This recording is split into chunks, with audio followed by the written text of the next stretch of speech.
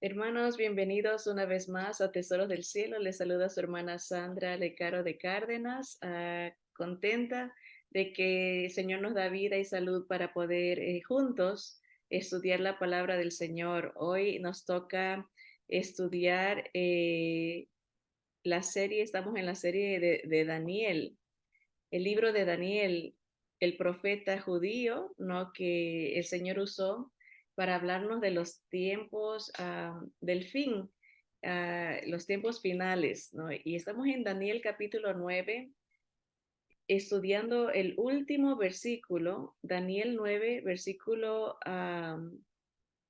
27. Ahí nos vamos a quedar y nos vamos a proyectar en ese tiempo final, los últimos 7 años de gran tribulación, o que se conoce también como la angustia de Jacob, los 7 años donde el Señor concentra su atención de regreso al pueblo de Israel, ¿verdad? La semana pasada hablamos que entre los versículos desde el 24 al 27, cuando se llega al versículo 26, hay una pausa que ha durado casi 2000 años, y hablamos eso de que el Señor hace esas pausas, eh, que los profetas no podían ver lo que está pasando en esa pausa, y hoy vamos a explicar eso un poquito mejor.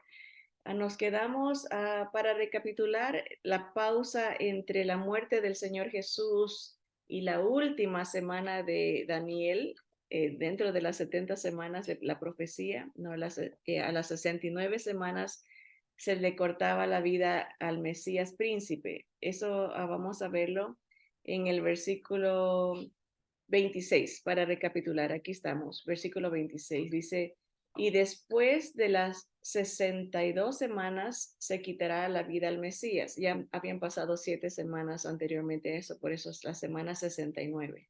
Después de las semanas 69 de años, a 483 años, después de que pasaban esos 483 años, se le quitaba la vida al Mesías príncipe. No, noten que no dice rey todavía, porque no fue recibido como rey. Príncipe. Se le quitaba la vida al Mesías príncipe, dice, más no por sí, ¿verdad? Y ahí es punto y coma. ah, Hay un periodo de tiempo. El Señor muere, digamos, en nuestro calendario gregoriano, pónganle como en el año 33 de nuestra era, y en el año 70 viene el emperador romano Tito y destruye Jerusalén, y se dispersa el pueblo de Israel, los judíos, en todas las partes del mundo. Huyen. Hay el primer holocausto, se podría considerar así, de nuestra era, ¿no? Los judíos han sido perseguidos a través de la historia, pero después del Señor Jesús era el primer holocausto que vino. Entre ese punto y coma, aquí hay una pausa. El Señor muere, digamos, como en el año 33, y en el año 70 de nuestra era, viene este emperador romano, y aquí lo que se anuncia, lo que ve Daniel, dice: y el pueblo de un príncipe que ha de venir destruirá la ciudad y el santuario, y su fin será con inundación, y hasta el fin de la guerra durarán las devastaciones. Okay. Entonces, nos narra otro periodo de tiempo. Pasan 40 años y viene esta destrucción. Algunos estudiosos han querido conectar este versículo con los eventos que pasaron en el tiempo de los macabeos, pero ahí sí hubo persecución, pero esto sería más cercano a Daniel. Todavía eso fue antes de que venga nuestro Señor Jesús. Así que no encaja históricamente ese episodio. Entonces sabemos que este príncipe que vino era el emperador Tito, que romano, era un emperador romano que destruye el templo, ¿verdad? Aunque la historia dice que idea de los romanos no era destruir el templo, sino que accidentalmente se prendió, se incendió y todo el oro se derritió y cayó entre las rendijas de las grandes piedras. Y por la avaricia, destruyeron, sacaron piedra. Por eso el Señor Jesús profetizó y dijo, no va a quedar piedra sobre piedra. Y fue por ese evento, porque querían el oro, sacar el oro, ¿no? Pero hay un punto, ¿verdad? Un punto seguido, ¿no? Y empieza el versículo 23 y dice, y por otra semana, entonces ya nos está proyectando al final de los últimos 7 años de la historia de la humanidad en sí, así como la conocemos nosotros, los gobiernos, el final de el rechazo al Señor Jesús, el final de todo se acerca, ¿verdad? El cumplimiento de la palabra, ¿no? Entonces el versículo 27, que es en el que nos vamos a concentrar en las próximas clases, hoy y las próximas clases, dice, y por otra semana confirmará el pacto con muchos. Que ahora sí, ya ahí es donde vemos esta pausa, desde ese punto del final del versículo 26 al principio del versículo 27, han pasado 2000 años y se ha dado, como vimos la semana pasada, la razón de la pausa, ¿verdad? Principalmente es para dar entrada al mundo gentil, a lo que nosotros llamamos la iglesia, la formación de la iglesia, ¿verdad? Aquí está el punto 4, la pausa dura un poco más de 2000 años y en esta pausa se dan los siguientes eventos importantes, que es la introducción o la formación de la iglesia de Cristo, ¿verdad? Después de que viene el Espíritu Santo en el día de Pentecostés, se empieza la predicación de este mensaje, el Evangelio de salvación para judíos, primeramente, dice la palabra, y también para el griego, los que no somos judíos, ¿verdad? Así que Pablo, el apóstol, decía, yo no me avergüenzo del Evangelio, porque es poder de Dios para salvación a todo aquel que cree, al judío primeramente y también al griego. Así que esta era, en esta pausa, estos 2000 años, se ha alcanzado, se ha ido propagando hasta los confines de la tierra. Dice, ese fue el mandato del Señor, id y hacer discípulos a todas las naciones. Ahí está, no solamente judíos, pero todos los que escuchen y quieran creer, empezando desde Judea. Empezó en Jerusalén, Samaria, se fue propagando y de ahí dice, y hasta lo último de la tierra, ¿no? La iglesia avanzó, ¿no? El cuerpo de Cristo, que es vivo, ¿no? Se mueve, no es un edificio, sino somos nosotros los que tenemos al Espíritu de Cristo en nosotros, sellados para el día que está dentro de estos 2000 años o de esta pausa, el día del Señor Jesús, que se conoce también con el nombre del rapto. Esta pausa que ha durado un poquito más de 2000, o está por llegar a los 2000 años, es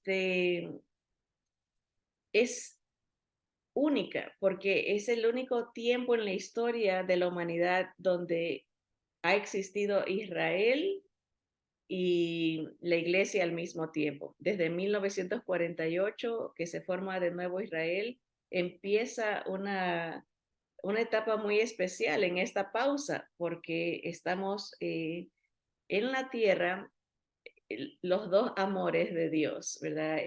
La esposa de Jehová, que es Israel, y la novia de Cristo, que es la iglesia. Así que estamos en esa pausa, pero ahorita vamos a leer el versículo 27, donde empieza la narración de los últimos 7 años de la profecía de las 70 semanas de Daniel.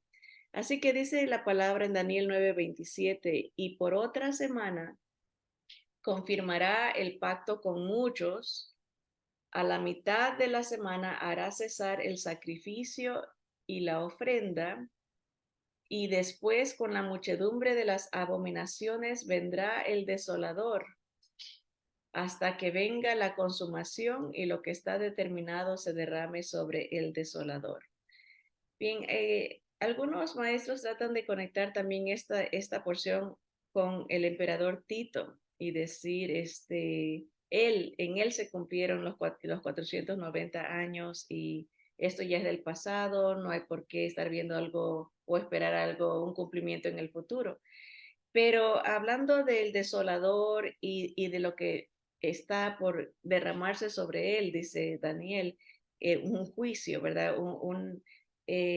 Las escrituras cuando uno la lee como un total, ¿verdad? No un versículo aquí, un versículo allá, sino que lee todas las profecías, lee el Antiguo y el Nuevo Testamento, el panorama se aclara y uno entiende que esto es una referencia a la venida de un hombre que las escrituras lo llaman el anticristo. Hay muchos nombres que se le da o títulos, tal vez se puede decir, ¿verdad? Se le conoce como la bestia, se lo conoce como el asirio, se lo conoce como el desolador, se lo conoce también como eh, el hombre de pecado, se lo conoce también, hay otro título que se me escapa ahorita, pero lo vamos a ver cuando leamos las porciones de las escrituras, muchos diferentes títulos para él y dentro de esas porciones de las escrituras nos habla el destino final de él, que el Señor lo destruirá con el poder de su boca y lo lanzará vivo al infierno, dice ya en el Apocalipsis, ¿verdad? Así que no puede ser esto aplicado al emperador romano Tito porque según el historiador Josefo, dice que este emperador después de destruir Jerusalén en el año 70 y matar a más de 1 millón de judíos, se regresó a Roma y vivió una vida de opulencia, de abundancia, vivió feliz, entre comillas, hasta que murió, ¿no? Así que no se aplica el personaje del que estamos hablando en el versículo 27. Es alguien que va a venir, alguien que uh, va a aparecer en medio de un pacto que, como hemos leído acá, dice, y por una semana va a ser un pacto con el pueblo de Israel de 7 años. Acuérdense, una semana es de años, 7 años. Pero va a confirmar el pacto, dice, con muchos, ¿verdad? A veces traemos ideas, ¿verdad? Y por lo general se dice constantemente que el pacto lo va a hacer con Israel, pero de acuerdo a Daniel, el pacto lo va a hacer con muchos, o sea, hablando como líderes, liderazgo, ¿no? Pero este pacto lo va a romper a la mitad de los 7 años, a los 3 años y medio, dice que va a cesar el sacrificio y la ofrenda. A Daniel se le revela que no solamente que Israel va a existir, acuérdense, Daniel está en Babilonia, pero ahora está ya bajo el emperador medo-persa, Darío, y él ve en visión que Israel está de regreso en su tierra y ve que va a haber un templo. Él ve el futuro porque tiene que haber un templo para que cesen el sacrificio y la ofrenda, ¿no? Y el Nuevo Testamento nos explica, el apóstol Pablo, lo que va a pasar. Dice, pero después con la muchedumbre de las abominaciones vendrá el desolador hasta que venga la consumación, el final, ¿verdad? O sea, nos resume 3 años y medio de lo último antes de que venga el Señor a Jesús en lo que nosotros llamamos la segunda venida de Cristo a defender a su pueblo Israel, a rescatarlo, ¿verdad? Y ahí ellos lo van a reconocer y lo van a aceptar como su Mesías. Así que Ese es el contexto del versículo 27, pero vamos ahora a explicar un poquito acerca de estas pausas en las profecías, ¿no? Para poder entender cuando leamos la Biblia, a veces la leemos de corrido, ¿no? Empezamos en lo que nosotros llamamos un capítulo, leemos el capítulo, ¿verdad? Y a veces hay pausas en esas, especialmente cuando leemos las profecías a los profetas, sea cualquier profeta, ¿no? Leemos corrido y como que si todo fue del pasado, pero dentro de cada porción hay espacios de tiempo que tenemos que aprender a identificar porque a veces el profeta habla de cosas que van a pasar cercano a sus días y anuncia algo del Mesías y anuncia algo de su segunda venida, ¿sí? Siempre hay, o por lo general hay ese patrón. Anuncia algo del contexto del cercano para el profeta y de ahí algo concerniente al Mesías y algo concerniente a su segunda venida. Y una manera de explicar esto como por qué ellos ponían todo en una sola porción, o sea, no decían esto va a pasar en unos pocos años, esto de aquí va a pasar más adelante y esto va a pasar después de 2000 años. No ponen esa distinción, sino que escriben todo, nomás todo lo ponen junto, ¿no? Y una manera de explicarlo es esto que se llama las cimas de la montaña, hablando proféticamente, ¿no? Imaginémonos que hay tres montañas, ¿verdad? Que estamos viendo una colina, digamos, algo más bajo, de ahí, o un cerro primero, de ahí una colina y al final una montaña, ¿no? Algo más grande. El profeta se le decía, digamos, la colina o el cerro, que es el más chiquito, el cerro que está enfrente era el tiempo presente para el profeta. Lo que él veía, se le anunciaba algo que iba a pasar, digamos, a veces cerca, en 6 meses, en un año, de aquí a 3 años, le dice el Señor, va a pasar esto. Veía ese cerro, ¿no? Cerca a su vida. O a veces 30 años, 40 años, depende el caso, ¿no? Y el profeta.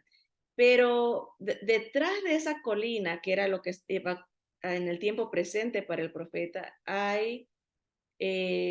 o dijimos el cerro primero, más chiquito, ¿verdad? Y atrás del cerro está la colina, algo un poquito más alto. Y él anunciaba, él veía lo que Dios le revelaba acerca del Mesías, pero lo veía nivelado prácticamente entre el tiempo presente de él y el tiempo venidero cuando Dios enviaría el, la respuesta, la salvación, la solución. Y después de la venida de ese Mesías, veía el profeta la montaña atrás como el futuro lejano para él, ¿verdad? Ya hablando de la segunda venida del Mesías, que para el judío va a ser la primera en el sentido del reconocimiento. Ellos van a recibir a su Mesías cuando él venga a rescatarlos hasta el final, ¿no? Entonces, um, de esa manera veía las cimas, ¿no? Lo que está cerca para él, el anuncio de la solución y el reino que traería este Mesías, pero no podía ver los valles que estaba entre el cerro, la colina y la montaña. Veía la revelación, la visión, lo que Dios le daba acerca de su contexto cercano y el contexto remoto, pero lo que está entre el valle, eso no lo podía ver, no podía darnos los detalles de lo que está pasando o lo que iba a pasar entre la visión más cercana y la visión más lejana. Aquí hice unas figuras simbolizando las tres montañas, ¿no? Lo que él veía era la situación del profeta. Digamos, el Señor decía, por la desobediencia voy a permitir que venga a invadirlos otra nación y daba el nombre de la nación dependiendo del profeta, ¿no? Y por eso Jeremías lloraba y decía, arrepiéntanse, ¿no? No sigan a los ídolos que tienen las otras naciones, no adoren a esos ídolos mudos, regresen a Jehová, porque si no van a venir estos pueblos y Dios los va a usar para castigar nuestro pecado, ¿no? Y anunciaba eso, pero dentro de esos anuncios injertaba profecías acerca de la venida del Mesías, ¿no? Y más aún, después de anunciar al Mesías, se proyectaba su reino, ¿verdad? Que nosotros, los creyentes, llamamos la segunda venida de Cristo. Entonces, aquí lo rojo, estas bolas rojas, vendría a ser el valle, lo que no nos dicen, ¿verdad? Y entonces, Daniel está viendo esta profecía de 70 semanas, ¿verdad? Y ve primero lo que pasa en el periodo intertestamentario, se llama los 400 años de silencio entre el último libro del Antiguo Testamento y el Nuevo. Él ve lo que pasa en eso y nos narra la historia de esas 69 semanas. Él ve la reconstrucción de los muros de Jerusalén a través de Nehemías, o sea, ve el contexto cercano a él, pero también ve más adelante la venida del Mesías príncipe, días exactos, 173.880 días, se cumple, pero no ve lo que pasa entre ese cumplimiento y la venida del anticristo. Y aquí estamos en esta segunda bolita de aquí, sería el tiempo de la gracia que nosotros llamamos los 2000 años que han pasado para que el mundo venga al conocimiento de el Mesías judío, ¿verdad? O sea, el Señor dijo en la palabra, Juan dice que él a lo suyo vino y los suyos no lo recibieron, mas a todos los que le recibimos, todos los que lo recibieron, les dio el poder de ser hechos hijos de Dios, les dio la potestad de ser hechos hijos de Dios. Así que eso está en el valle, ¿no? Pero ya estamos llegando al punto donde el Señor va a lidiar con personaje que se levanta en contra de su pueblo, ¿no? Así que regresa el Señor al tiempo, la última semana de los 70 semanas de Daniel.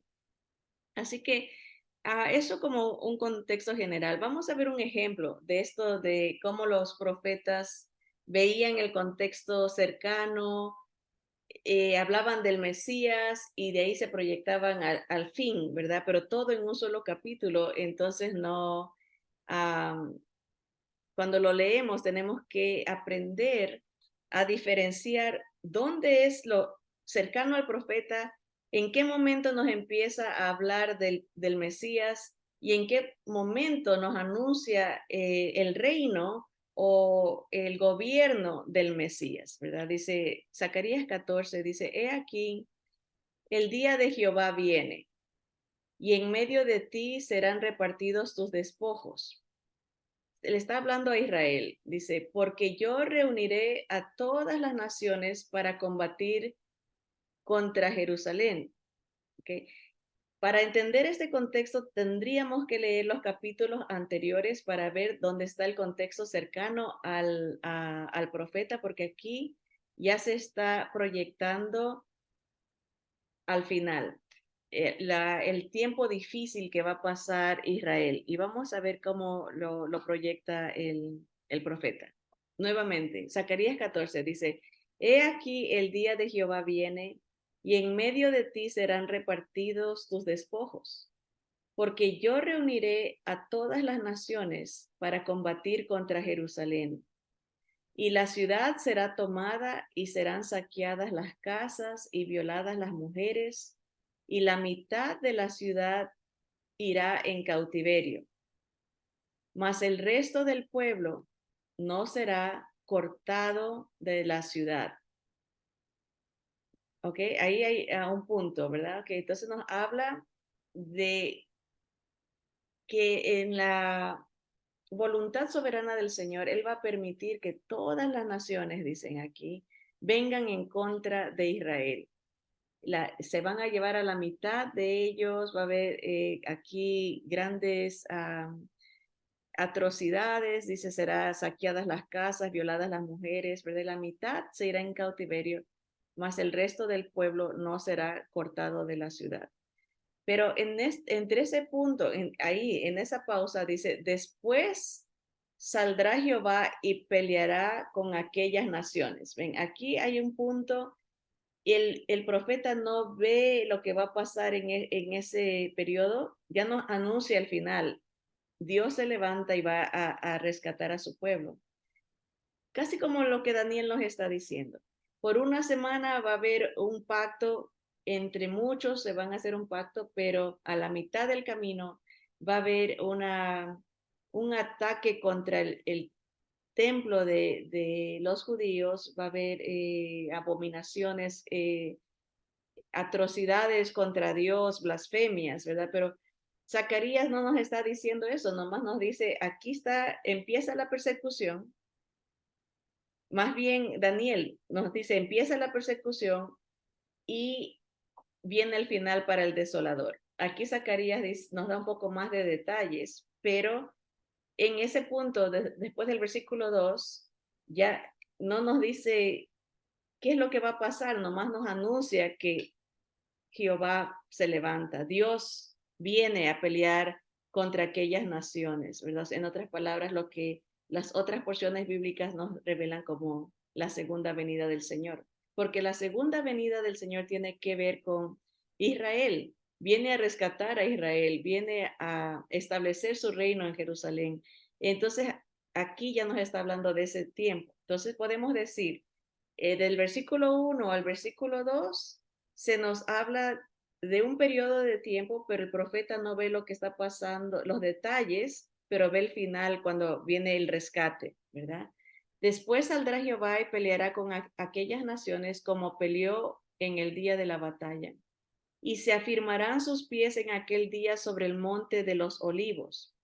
Está hablando de Dios, Jehová, ¿verdad? Pero personificado. Él viene físicamente y sus pies tocan el monte de los olivos, dice Zacarías, ¿verdad? Nosotros sabemos quién es, ¿verdad? Dice, es el monte de los olivos que está enfrente de Jerusalén al oriente, y el monte de los olivos se partirá por en medio hacia el oriente y hacia el occidente, haciendo un valle muy grande, y la mitad del monte se apartará hacia el norte y la otra mitad hacia el sur.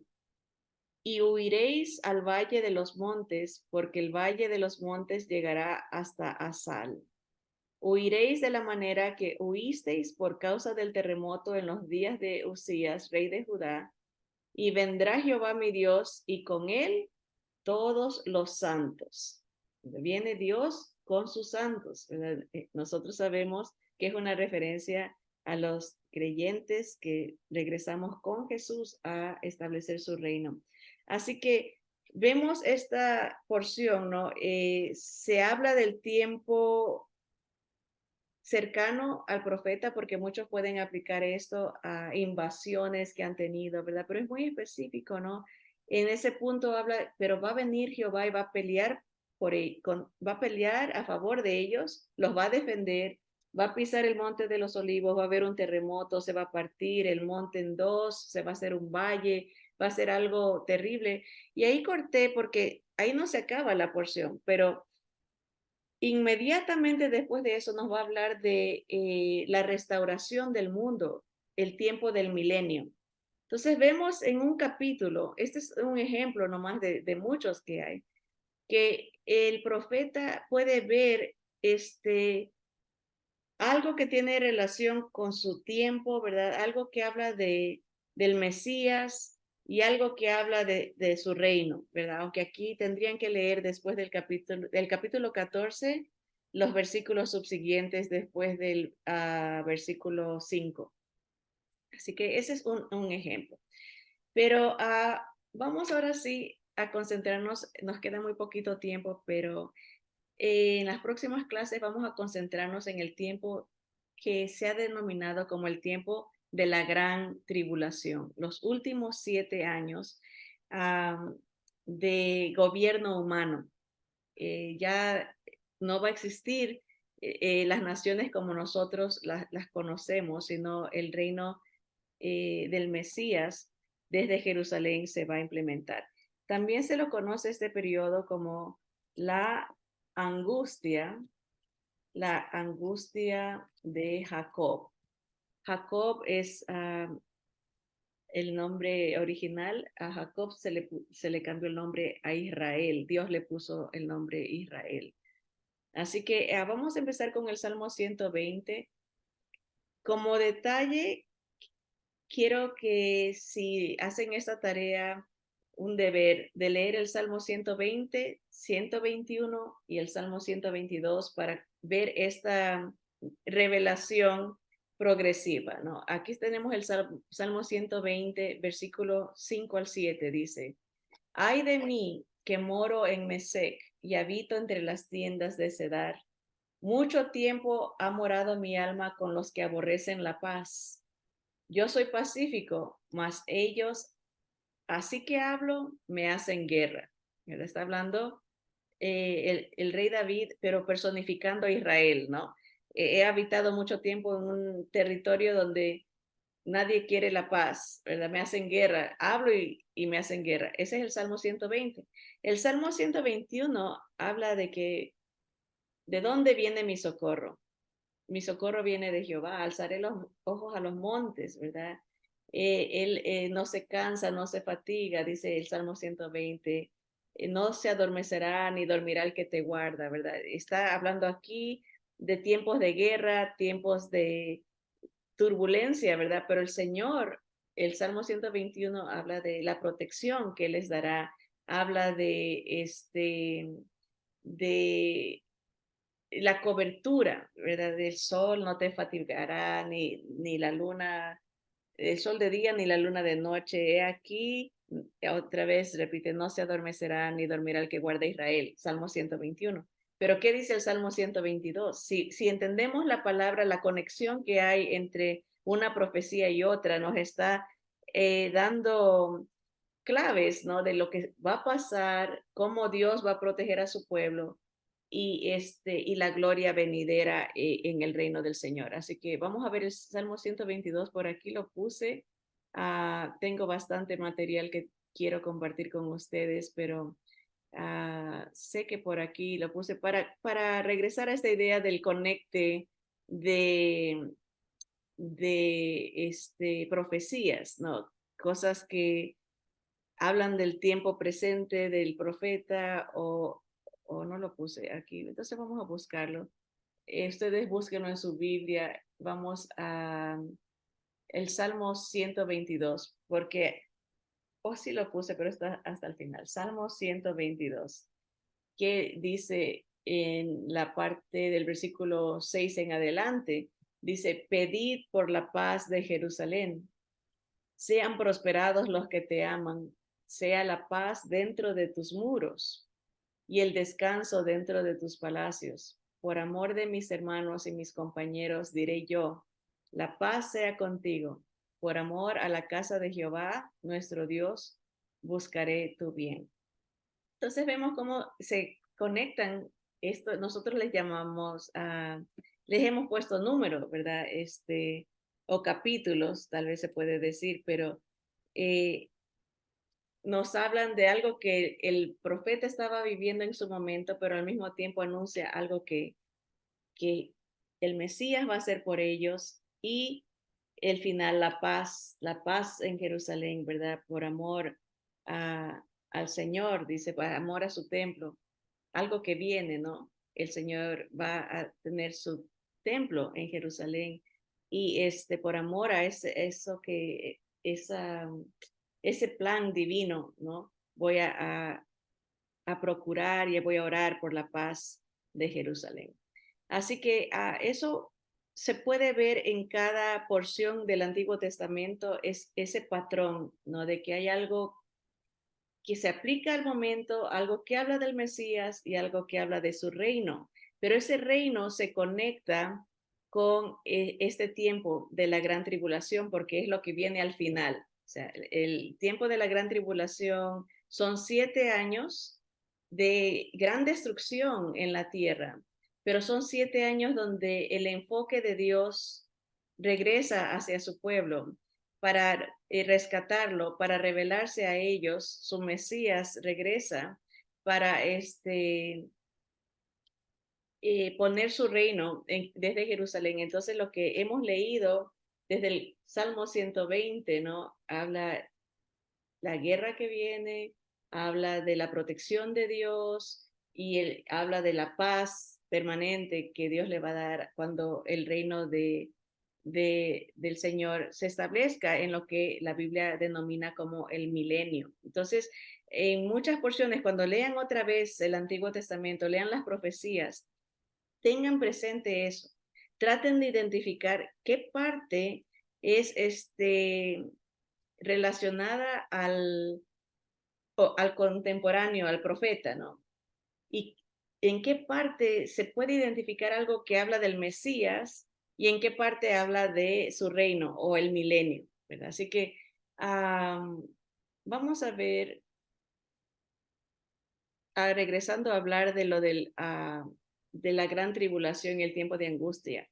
Vamos a ir intercalando. Puse este mapa porque hay partes de que los profetas hablan profecías en contra de Moab, profecías en contra de Amón, profecías en contra de ciertos lugares que eran contemporáneos para ellos, pero nosotros al discernir y analizar estas porciones ahora con un nuevo entendimiento, podemos conectarlas con lugares modernos, ¿verdad? Y puse este mapa, fue el que encontré en español, ¿verdad? Pero esto es de un mapa antiguo, donde estaba dividido el reino de Israel en dos, el reino de Judá al sur, el reino de Israel al norte, acá vemos el reino de Moab, el reino de Edom al sur y el reino de Amón al noreste, ¿no?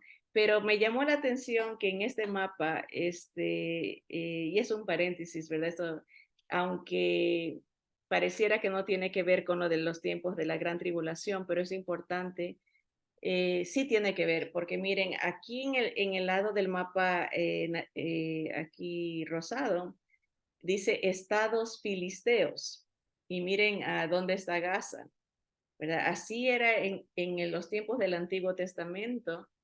La palabra filisteo etimológicamente es la raíz de la palabra palestino, ¿verdad? Pero acuérdense que este rey que vino romano, este emperador romano llamado Adriano, después de que ya se murió el emperador Tito, vino él más o menos como por los años en el año 135 de su reinado, él llamó a toda esta sección que era Israel, le llamó Palestina, porque sabía que era una ofensa para los judíos ponerle el nombre a su tierra, el nombre de los filisteos. Acuérdense, en esta sección de Gaza y toda esta sección es donde se desarrolla la historia de Goliat. Los enemigos de Israel eran de esa área. Y pues ahora la gente en ignorancia, ¿no? Cree que porque desde el año 135 los mapas empezaron a salir con el nombre de Palestina, toda esta área, y dice, oh, ahora Israel ha invadido, pero toda esa área era de Israel, por eso que en el año 1948 se les concedió unas miserias de tierras, en realidad, eran desérticos, eran cosas no deseables, ¿verdad? Pero ellos lo transformaron en lugares de abundante cosecha y belleza natural y lograron avanzar, ¿no? Pero es un poquito de la historia, ¿verdad? Por eso que esta área tiene ese espíritu de odio, un espíritu contra Israel. Filisteo, la palabra filisteo quiere decir que vienen de diferentes lugares, prácticamente es la idea. O sea, no son nativos de ahí, sino que en esa tierra se concentraron diferentes razas, diferentes etnias en el área de los filisteos. Cuando vino Josué a Canaán a invadir, ¿verdad? Esas áreas eran áreas invadidas por diferentes personas, diferentes razas, ¿verdad? Así que por eso puse el mapa, porque muy posible que a través de cuando nos enfoquemos a hablar del tiempo de la gran tribulación, por los días que estamos viviendo, los acontecimientos, estamos viendo ese espíritu, ¿verdad?, en contra de Israel, muy vivo, se ha despertado, siempre ha estado ahí, pero ahora está contaminando al mundo. Y el mundo, como Daniel nos anuncia, ¿verdad? Va a ser un pacto, va a lidiar con Israel en los últimos tiempos. En los últimos 7 años de la historia de la humanidad, Israel surge al mapa. Israel surge en la historia como un personaje muy principal, ¿no? Y todo esto va a encajar y va a ayudarnos a entender por qué están pasando las cosas que están pasando, ¿verdad? Porque el Señor se reenfoca con Israel. Eso quiere decir que la iglesia pronto sale de la escena.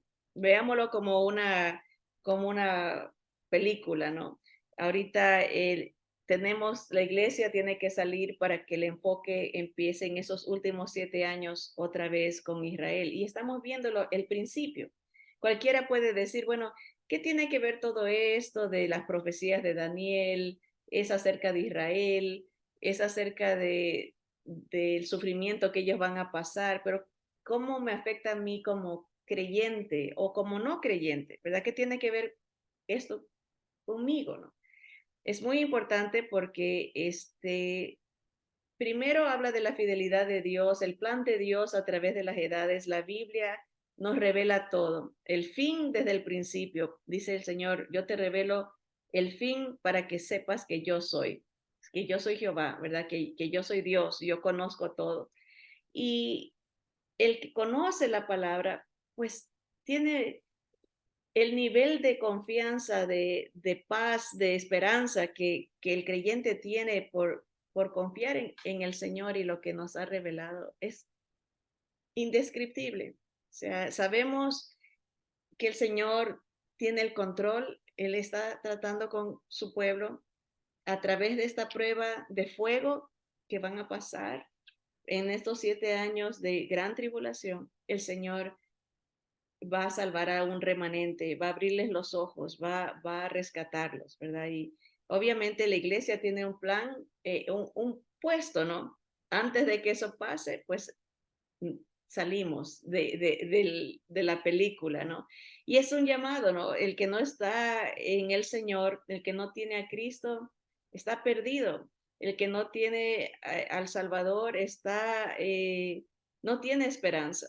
Pero por eso el Señor revela su plan para darnos la salvación al que crea, ¿no? Al que deposite su fe en el Señor. Así que vamos a terminar apenas, esto es prácticamente introducción de la gran tribulación, la última semana de las 70 semanas de Daniel. Y vamos a ir combinando versículos del Nuevo Testamento y versículos del Antiguo Testamento que van a decir, wow, prácticamente dicen lo mismo, prácticamente están dándose la mano, ¿verdad? Y ha habido personas que dicen, estudiosos, que dicen que si un judío leyera el Apocalipsis sin leer nada más, nada desde Mateo hasta Judas, ¿verdad? Solamente el Apocalipsis, y como ellos conocen sus escrituras, ¿verdad? Pudiera identificar exactamente a qué se está haciendo referencia en el Apocalipsis. Hay un conecte, hay es una revelación viva, completa, encaja, ¿no? Así que por eso vamos a ir haciendo esto en las próximos estudios, porciones del Nuevo Testamento y vamos a ver porciones del Antiguo Testamento donde nos amplían y aclaran lo que va a pasar en esos 7 años de gran tribulación. Más bien, muchos estudiosos determinan que la gran tribulación empieza a la mitad, cuando el pueblo de Israel empieza a ser perseguido. Pero hay otros que llaman a todos los 7 años el tiempo de la gran tribulación. Pues Apocalipsis 13 nos habla de esta bestia, este otro título que Daniel lo llama el desolador. Este desolador va a surgir cuando haya este pacto entre muchos, dice la palabra, y va a causar gran desastre en el pueblo judío porque va a contaminar el templo, va como hay una palabra que siempre se me escapa, es la, eh, cuando hace una abominación, va a profanar el templo que se construye en Jerusalén, que todavía no está construido, o sea que todavía estos últimos 7 años, acuérdense en que el templo tiene que estar construido para que en la mitad del camino haya esta profanación. Pero según los estudiosos dicen que no les tomaría más de 3 años. Ya tienen todo listo, todos los instrumentos, todo. Si hoy hubiera un permiso que se ve como imposible de que ellos construyan su templo, en cuestión de 3 años ya lo tienen. O sea, estamos cerca, es la idea. Pero vamos a ver, dice Apocalipsis 13, me paré sobre la arena del mar. Está hablando Juan, el discípulo, dice, y vi subir del mar una bestia que tenía 7 cabezas y 10 cuernos, y en sus cuernos 10 diademas, y sobre sus cabezas un nombre blasfemo. Y la bestia que vi era semejante a un leopardo, y sus pies como de oso, y su boca como boca de león. Y el dragón le dio su poder y su trono y grande autoridad. O sea, Satanás mismo le entrega el poder a este personaje que sale del mar. Siempre que se habla del mar en figura, habla de naciones, es del mundo gentil. Sale alguien de entre los gobernantes, ¿verdad? Pero aquí nos habla de 7 cabezas y 10 cuernos, ¿verdad? O sea, es parte un grupo de líderes, o sea, no es que sale como de incógnito y así nomás como que se le antoja y que va a ser líder. Él sale de un grupo, acuérdense que estamos hablando en nuestros términos de entidades como las Naciones Unidas, o hay la Unión Europea, ¿verdad? Tiene que salir de un grupo, ¿verdad? Aquí se habla de 7 líderes, pero, o 7 naciones tal vez, y 10 líderes, ¿no? Porque tiene 10 cuernos. Él va a ser él va a salir de uno de esos cuernos, nos habla Daniel, ya lo hemos estudiado en porciones anteriores. También dice que vio, aparte nos da detalles, ¿no? Es un gobierno anti Dios, un gobierno anti Israel, un gobierno en contra de toda la palabra de Dios, ¿verdad? El versículo 3, vi una de sus cabezas como herida de muerte, pero su herida mortal fue sanada. Hay conjeturas que se hacen de que el anticristo va a sufrir una herida mortal, ¿verdad? Pero tiene poder, va a sobrevivir. Hay unos que dicen que es como una imitación de lo que hizo el Señor Jesús, que muere y resucita, como que él también, Satanás quiere hacer esta misma, eh, como tener esa participación en el mundo, imitar, decir aquí este es el Mesías, ¿verdad? Él tiene poder sobre la muerte. ¿verdad? Están divididos los criterios. Unos dicen que casi está por morir y sobrevive, y otros dicen que sí muere y que resucita. Pero otro detalle que se nos da de él dice, y se maravilló toda la tierra en pos de la bestia, y adoraron al dragón que había dado autoridad a la bestia, y adoraron a la bestia diciendo, ¿quién como la bestia y quién podrá luchar contra ella? O sea, todo el mundo gentil, las naciones van a quedar impresionadas por este líder, ¿verdad?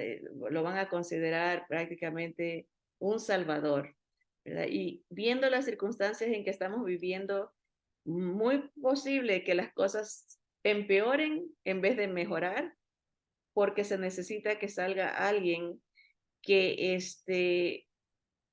tenga autoridad y tenga control y traiga una solución. Alguien que el mundo llegue a admirar, aquí dice adorar, van a adorar su estrategia, su astucia de cómo va a lograr que haya un arreglo, ¿verdad? Un pacto, dice Daniel.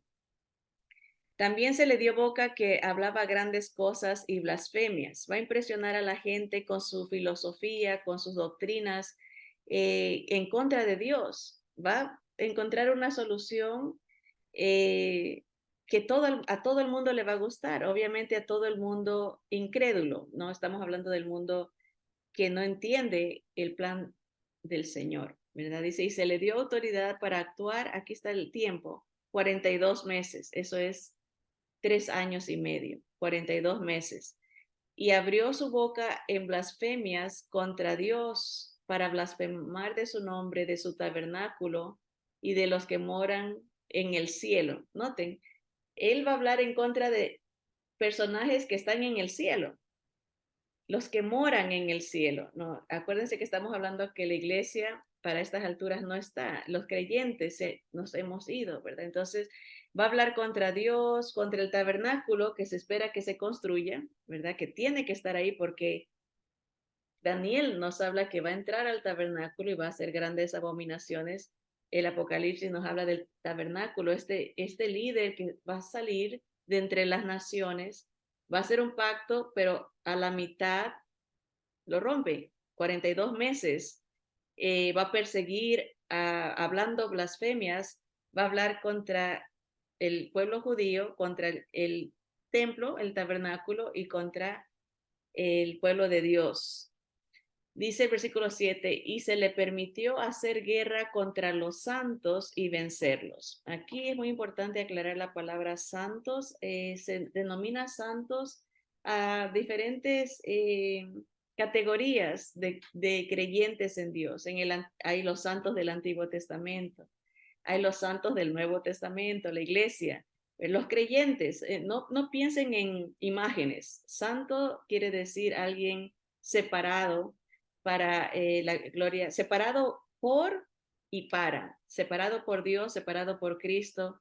Nosotros hemos sido santificados, declarados justos por Él, porque Él es perfecto, porque Él es santo. Nosotros somos declarados santos porque ponemos nuestra fe en Él, ¿verdad? Así que, y la categoría de los santos de la gran tribulación, que son judíos y gentiles creyentes durante ese tiempo de persecución y de angustia. Esos últimos 3 años y medio va a ser un tiempo de gran persecución para Israel y los creyentes en la fe, ¿verdad? Dice, y se le da poder a este líder que va a hacer este pacto y que lo va a romper y que va a hacer grandes cosas, a admirar al mundo, tiene un poder diabólico para impresionar y para manipular. Es un hombre astuto que usa mentiras para poder exaltarse a sí mismo, ¿verdad? Y se le va a dar poder, el Señor le va a dar permiso, el diablo le da el poder para perseguir a los santos de ese periodo, ¿verdad? No es la iglesia ya no está aquí, está en el cielo, por eso habla en contra de los moradores del cielo, va a perseguir a Israel y los va a vencer, dice esta porción, ¿verdad? En cuanto a la guerra, en cuanto a lo que hace, solo va a quedar un remanente pequeño, y eso nos lo habla el Antiguo Testamento. Dice, también se le dio autoridad sobre toda tribu, pueblo, lengua y nación. O sea, va a tener control sobre el mundo, ¿no? Ya en un sentido cambia ya desde ya lo que nosotros vemos como geopolítico, ¿no? La distribución de naciones, los gobiernos. Esto es una nueva etapa en la historia de la humanidad, ¿verdad? Es como un globalismo, ¿no? Él tiene control sobre todas las naciones, ¿verdad? Y la adoraron todos los moradores de la tierra, hablando de la bestia, por eso usa ese artículo femenino, la bestia, la adoraron. Nosotros le decimos el anticristo, ¿verdad? Lo adoraron todos los moradores de la tierra cuyos nombres no estaban escritos en el libro de la vida del Cordero. O sea, es gente condenada, es gente perdida, gente que ha rechazado al Cordero de Dios, al Mesías. Todo el mundo que tiene su religión, que tiene sus ideas que no encajan en que Jesús es el Salvador, el único, van a adorar a la bestia, lo van a admirar, lo van a seguir, lo van a respaldar, ¿verdad? Dice aquí, de toda tribu, pueblo, lengua y nación. No importa qué idioma hable la persona, si no tiene al Señor en su corazón, está aquí en este mundo, ¿verdad? Y no está escrito en el libro del Cordero, va a seguir a este líder, lo va a apoyar. Dice, si alguno tiene oído, oiga, despierte, no ponga atención. Se está hablando de lo que viene, se está hablando de quién va a seguir a este personaje y por qué. Porque no recibió al Señor y porque su nombre no está escrito en el libro de la vida por esa razón, porque rechazó al Señor. Dice, si alguno tiene oído, oiga, si alguno lleva en cautividad, va en cautividad. Si alguno mata a espada debe ser muerto. Aquí está la paciencia y la fe de los santos. O sea, viene un fin para esta bestia, para mata a espada, el Señor también va a lidiar con él. Él lleva en cautividad al pueblo de Israel porque lo va a perseguir, se le va a dar permiso que haga eso, el Señor lo va a apresar también. Y vemos cómo el Señor responde al impío, a la agresividad contra su pueblo. Dice, aquí está la paciencia y la fe de los santos. Tienen que aguantar 3 años y medio, 42 meses, 1260 días. Tendrán que soportar esta persecución, pero el Señor va a lidiar con la bestia. Dice, vamos a saltarnos esto porque quería conectarlo con el versículo del Antiguo Testamento y aquí vamos a acabar. Zacarías 13, 8 y 9. Miren lo que dice el profeta Zacarías, o se le revela a él. Dice, y acontecerá en toda la tierra, dice Jehová, que las 2/3 serán cortadas de ella. Está hablando de Israel, del pueblo de Israel. La palabra es muy clara, menciona a Israel por nombre, no la llama Palestina, la llama Israel. El pueblo de Israel será cortado, dice el profeta Zacarías, de parte de Jehová. Acontecerá en toda la tierra. La persecución va a ser mundial. Y vemos, es como, me tengo que interrumpir porque lo que está pasando es el principio del espíritu del anticristo. Este espíritu de odio, este espíritu antisemítico es diabólico, satánico, es fomentado por el dragón, dice la palabra. Y todo el mundo, y aquí Zacarías está, lo que leímos anteriormente lo dice Juan en el Nuevo Testamento, pero aquí Zacarías dice, todo el mundo, toda la tierra, dice Jehová, que las 2/3 serán cortadas en ella, ¿verdad? Y se perderán, mas la tercera quedará en ella. O sea, un remanente, un tercio de de los habitantes de Israel, un tercio del pueblo judío sobrevivirá. Y meteré en el fuego a la tercera parte. La que sobreviva va a sufrir esos 3 años y medio de gran persecución, dice, y los fundiré como se funde la plata y los probaré como se prueba el oro.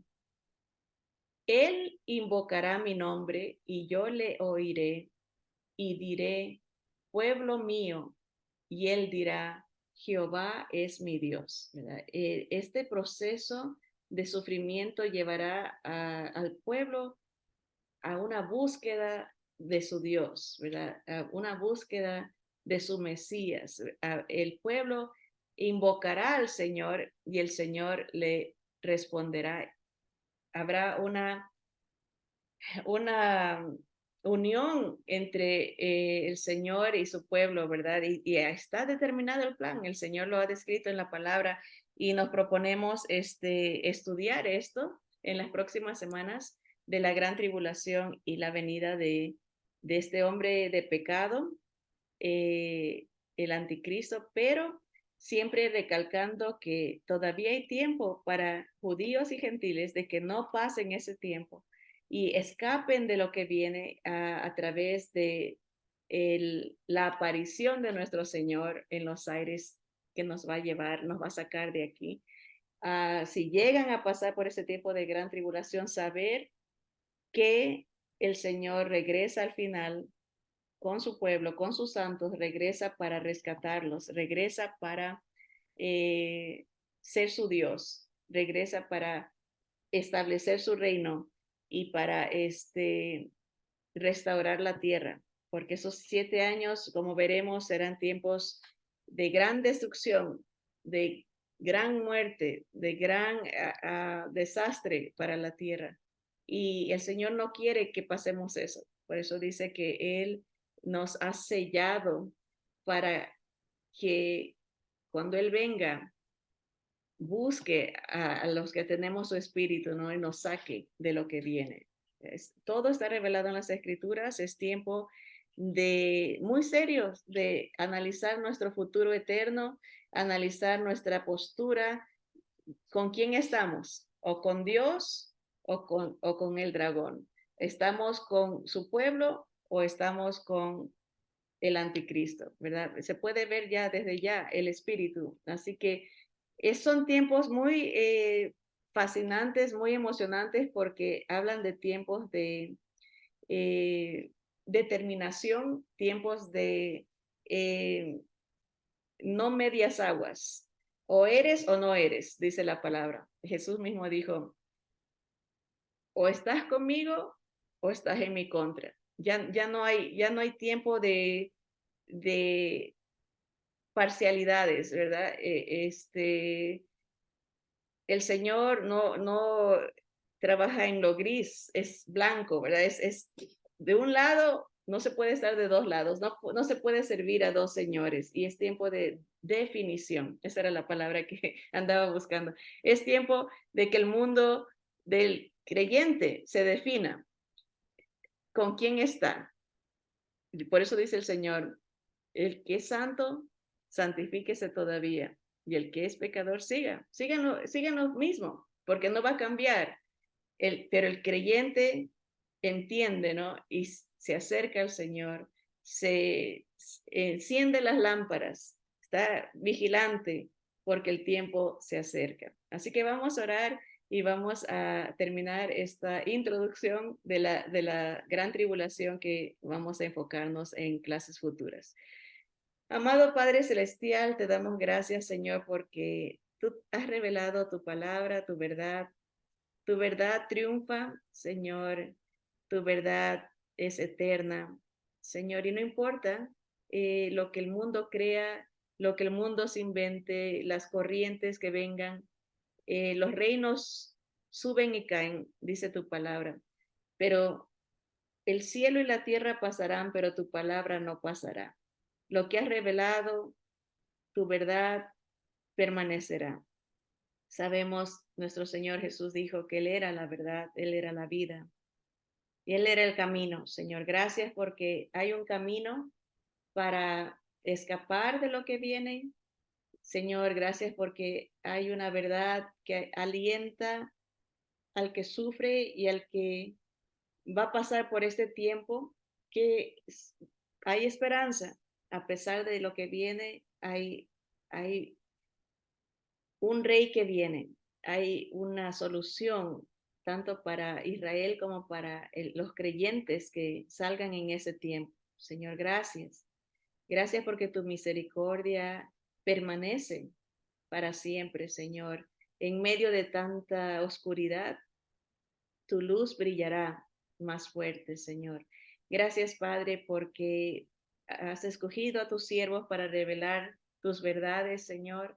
Danos discernimiento, danos entereza, Señor, para vivir estos tiempos amparados en ti, Señor, confiando en nuestro único y suficiente Salvador, nuestro Señor Jesús. Padre Santo, te damos gracias por ser tan perfecto y ser tan bueno con nosotros, Señor. Te bendecimos, te adoramos y oramos que venga tu reino, que sea hecha tu voluntad aquí en la tierra, así como en el cielo, Señor.